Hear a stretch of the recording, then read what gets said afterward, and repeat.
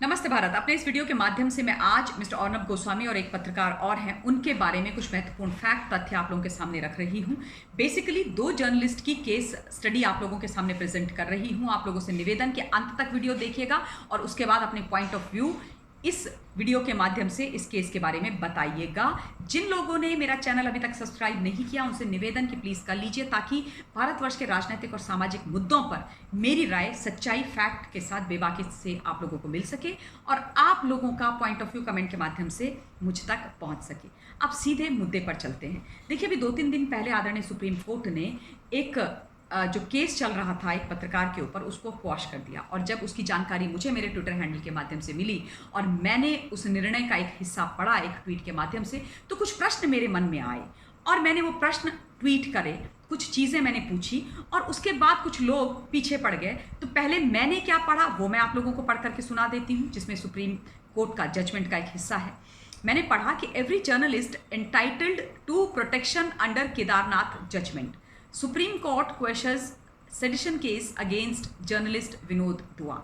अब उसके बाद मैंने जो ट्वीट किया वो भी मैं आप लोगों को पढ़ के सुना देती हूँ। Wonder why was this protection not given to Arnab Goswami question mark. Why was he arrested question mark again. If criticism of the government is a fundamental duty of a journalist, then all cases stroke FIRs registered against Arnab should be quashed stroke withdrawn। ये मेरा tweet था। और अब आप बताइए कि इसमें मैंने क्या गलत लिखा है। एक एक चीज़ करेक्ट लिखी है। मेरा प्रश्न बिल्कुल सही है, क्योंकि भैया दो पत्रकार हैं, उनके लिए आप दो तरीके के नियम कायदे कानून नहीं रख सकते ना एक देश के अंदर। अब जैसे ये ट्वीट गया, लेफ्ट लिबरल कबाल के लोगों के पेट में दर्द हो गया। उन्होंने हाई तौबा मचानी शुरू कर दी और मुझे बोला, आप समझती हो केदारनाथ जजमेंट क्या है? एक सुइसाइड केस और एक सेडिशन केस के बीच का फर्क समझते हो? तो मैं उन लोगों को ये बता देना चाहती हूँ, मैं जानती हूँ आप लोग बड़े बुद्धिजीवी हो, आप लोग सूडो लिबरल गैंग वालों। मैं ये बता दूँ कि मैं केदारनाथ जजमेंट भी समझती हूँ, मैं सुइसाइड और सेडिशन के जो केसेस हैं उनके बीच का फ़र्क भी समझती हूँ, और ये भी समझती हूँ कि किस प्रकार से एक राष्ट्रवादी पत्रकार के खिलाफ एक झूठे बंद क्लोज्ड सुइसाइड केस को इलीगली खोल करके जेल के अंदर डाला गया। और उस वक्त आप लोग कितने खुश हुए, लेकिन फिर मुंह की खानी पड़ी क्योंकि वो बाहर निकल करके आ गए। अब देखिए, जहां तक मिस्टर विनोद दुआ का सवाल है, मैंने मिस्टर विनोद दुआ की पत्रकारिता भी देखी और मिस्टर गोस्वामी की भी देखी है। विनोद दुआ जी ने इस देश के अंदर पत्रकारिता आरंभ करी थी दूरदर्शन में नौकरी कर कर। दूरदर्शन के वो पत्रकार थे हिंदी के। उसके बाद वहाँ से अपना रिटायरमेंट लेने के बाद उन्होंने ज्वाइन किया एक कांग्रेस के बड़े दिग्गज नेता सोनिया गांधी जी के राइट हैंड जो रहे हैं, अभी भी हैं, दिग्विजय सिंह जी, उनके चैनल को। वहाँ बैठ करके उन्होंने खूब झूठ बोला, खूब जहर उगला। इनफैक्ट उस चैनल में तो कई बार जाकर के मैंने डिबेट करी उनके लोगों के साथ, उनके एंकर्स के साथ, और उनका झूठ उनके स्टूडियो में बैठ करके उनके मुंह पर डिमोलिश करके मैं बाहर निकली। इसलिए पूरी जिम्मेदारी के साथ कह सकती हूँ कि उनका नैरेटिव, उनका पत्रकारिता, उनका फॉर्म ऑफ जर्नलिज्म मैं बहुत अच्छी तरीके से समझती हूँ। मिस्टर गोस्वामी का जर्नलिज्म तो ऑब्वियसली मैं बहुत अच्छे से समझती हूँ, रिपब्लिक के नहीं, टाइम्स नाउ के समय से समझती हूँ, अप्रिशिएट भी करती हूँ और उसको अप्रूव भी करती हूँ। अब थोड़ी सी बात मिस्टर विनोद दुआ की कर दी जाए। मिस्टर विनोद दुआ ने जब दिग्विजय सिंह जी का जो चैनल था वो बंद हो गया, तो द विनोद दुआ शो करके अपना एक यूट्यूब चैनल चलाया और पिछले साल 30 मार्च को एक वीडियो अपलोड किया जिसमें बहुत ही खतरनाक, बहुत ही छोटी और बहुत ही डेंजरस बातें जो थी वो बोली मोदी जी के लिए, इस देश के लिए जो बहुत खतरनाक है वो, और देश की BSF, एयरफोर्स, आर्मी और जो है खासतौर पर नेवी, उन लोगों के लिए भी बहुत ही डिमोटिवेटिंग रही है वो चीज़ें, वो उन्होंने सारी बोली।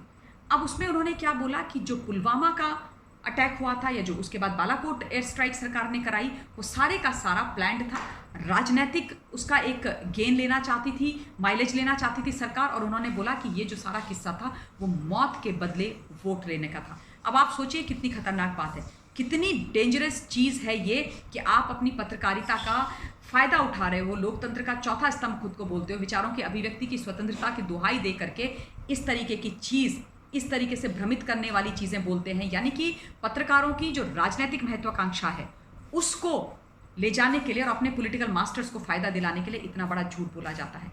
इसलिए इन पर FIR हुई थी उस वक्त, और FIR एक हिमाचल में हुई थी, एक दिल्ली के अंदर हुई थी।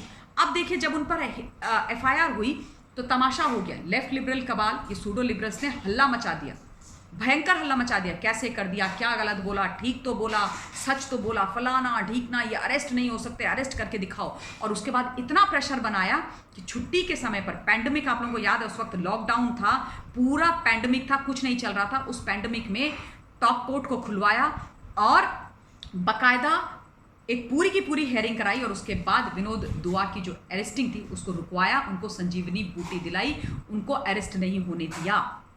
और आप लोगों को याद होना चाहिए कि किस प्रकार से मिस्टर अर्नब गोस्वामी अरेस्ट हुए, किसी ने कुछ नहीं बोला।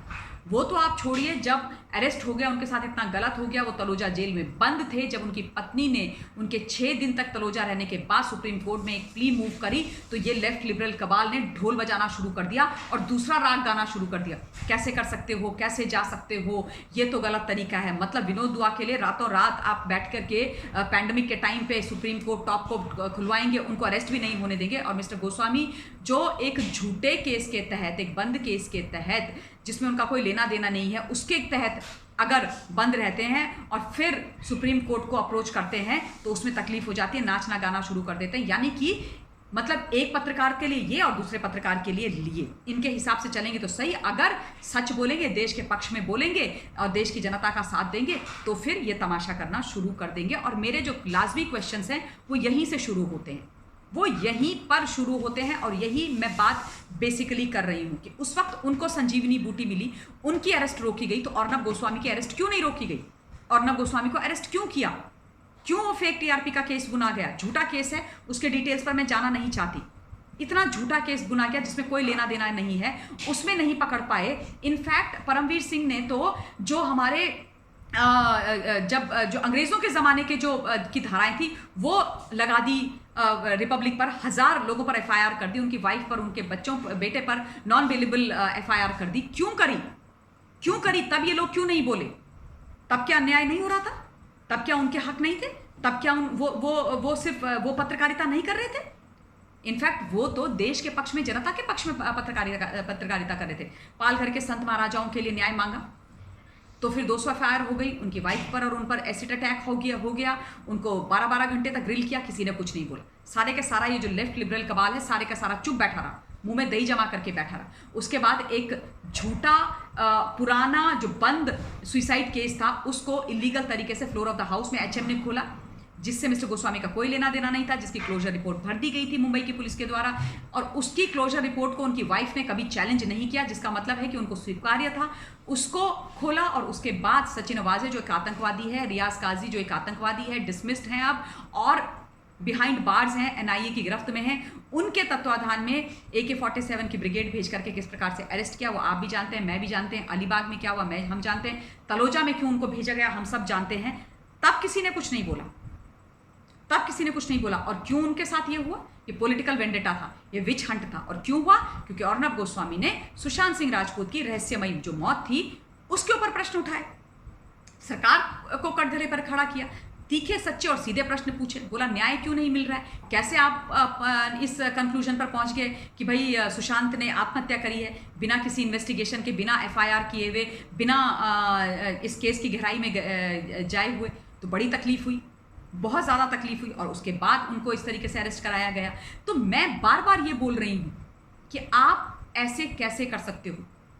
इस देश के अंदर दो पत्रकारों के लिए डिफरेंट सेट्स ऑफ रूल कैसे हो सकते हैं? और आप दोनों की पत्रकारिता भी देख लीजिए। एक कहते हैं मौत के बदले में वोट, झूठ, यानी कि पुलवामा का जो अटैक हुआ उसको इन्होंने पॉलिटिसाइज किया, बालाकोट की एयर स्ट्राइक को इन्होंने पॉलिटिसाइज किया, लेकिन उसके बावजूद वो ना वो अरेस्ट होते हैं ना उन पर सेडिशन का केस लगता है। सुप्रीम कोर्ट ने बोला सर माथे पर, ठीक बात है, लेकिन मैं ये कह रही हूं कि मिस्टर अर्नब गोस्वामी, उनकी फैमिली और रिपब्लिक पर जितने भी केसेस हैं या जितनी भी एफआईआर्स हैं वो इमीडिएट इफेक्ट के साथ खत्म हो जानी चाहिए और उनसे माफ़ी मांगनी चाहिए उन तमाम लोगों ने जिन्होंने उनको इतना प्रताड़ित किया, और डिफेमेशन सूट होना चाहिए उन लोगों पर जिन्होंने उनका सोशल, प्रोफेशनल और पॉलिटिकल जो सोशल, प्रोफेशनल एंड इमेज जो है उसको खराब किया। आप कैसे कर सकते हैं? आप नहीं कर सकते। तो ये सारी चीज़ें मुझे लगा कि मुझे आप लोगों के साथ डिस्कस करनी चाहिए, क्योंकि मुझे बड़ा ही बॉदर कर रही थी ये। आप सभी लोगों से निवेदन कि अपने पॉइंट ऑफ व्यू मुझे ज़रूर आप बताइएगा और डेफिनेटली जितने भी चार्जेस हैं मिस्टर गोस्वामी, रिपब्लिक और उनकी फैमिली पर, उनकी वाइफ और उनके बेटे पर ड्रॉप हो जाने चाहिए और उनकी जो भी मानहानि हुई है उसका खामियाजा भी भुगता जाना चाहिए और इस केस को लगातार हम लोगों को उठाते रहना चाहिए। यही मेरा कहना है, यही मेरा विश्वास है, यही मेरा मानना है। और अगर जो अन्याय रिपब्लिक मिस्टर गोस्वामी के साथ हुआ है वो अगर किसी और मीडिया हाउस के साथ होता, इसलिए कि वो सच बोल रहे हैं, न्याय के साथ और सच्चाई के साथ और देश के साथ खड़े हैं, तो मेरा विश्वास कीजिए मैं उन पत्रकारों का, उस मीडिया हाउस का भी साथ देती। इसी के साथ इस वीडियो के लिए मैं अपनी वाणी को विराम देना चाहती हूँ। ध्यान से रहिए, सुरक्षित रहिए, जल्दी फिर से मिलेंगे। स्टे ब्लेस्ड एंड जय हिंद।